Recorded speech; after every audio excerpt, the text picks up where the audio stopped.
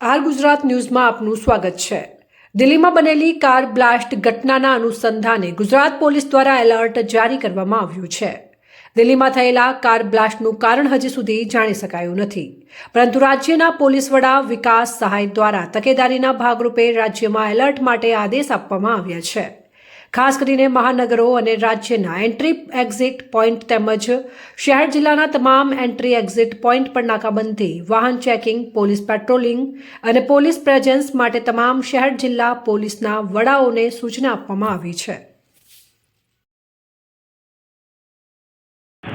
R Gujarat ન્યૂઝમાં આપનું સ્વાગત છે। દિલ્હી લાલ કિલ્લા પાસે બ્લાસ્ટ પછી અમદાવાદ પોલીસ એલર્ટ ઉપર છે। તમે જોઈ શકો છો કે અમદાવાદ વેજલપુર પોલીસ દ્વારા જુહાપુરા 4 રસ્તા પર વાહન ચેકિંગ શરૂ કરવામાં આવી છે અને શંકાસ્પદ લોકોને પૂછપરછ કરવામાં આવે છે અને જે બ્લેક ફિલ્મ લગાવેલી છે એ લોકોને બ્લેક ફિલ્મ કાઢવામાં આવે છે અને જે વાહનો પાસે જે ડોક્યુમેન્ટ નથી એ વાહનોને ડિટેન કરવામાં આવે છે અને અમદાવાદના વિવિધ વિસ્તારોમાં અમદાવાદ પોલીસ દ્વારા વાહન ચેકિંગ કરવામાં આવે છે અને ડીજીપી વિકાસ સહાય દ્વારા ગુજરાતમાં આદેશ આપવામાં આવે છે તમામ જગ્યાઓ પર વાહન ચેકિંગ કરવામાં આવે અને શંકાસ્પદ લોકોની અટકાયત કરવામાં આવે। રઈસ સૈયદ, અમદાવાદ।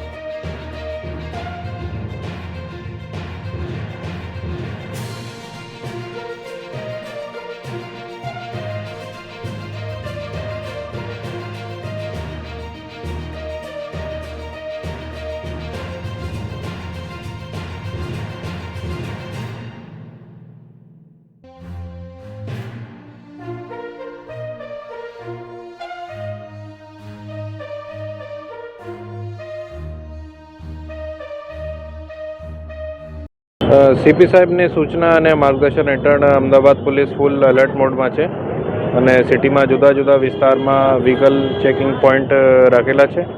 એમાં જુહાપુરામાં પણ જુહાપુરા 4 રસ્તા ઉપર ચેકિંગ ચાલુ છે અને કોઈ પણ રીતના શંકાસ્પદ વાહન કે ઈસમ કે રેન્ડમ ચેકિંગ પણ ચાલી રહી છે અને અત્યારે ફૂલ એલર્ટ મોડમાં છે પોલીસ। ડિટેન કરવાની કામગીરી અત્યારે ચાલુ છે અને એના આંકડાની માહિતી થોડી વારમાં આપીશું। વાહન ચેકિંગ સિવાય બીજી કોઈ અન્ય ચીજોથી ચેકિંગ કરી? વાહન ચેકિંગ પણ ચાલુ છે અને ફૂડ પેટ્રોલિંગ પણ ચાલુ છે અને બસ અડ્ડા, કોઈ રેલવે સ્ટેશનો એની પર ચેકિંગ ચાલુ છે। ફૂલ એલર્ટ મોડ ઉપર છે પોલીસ। Thank you.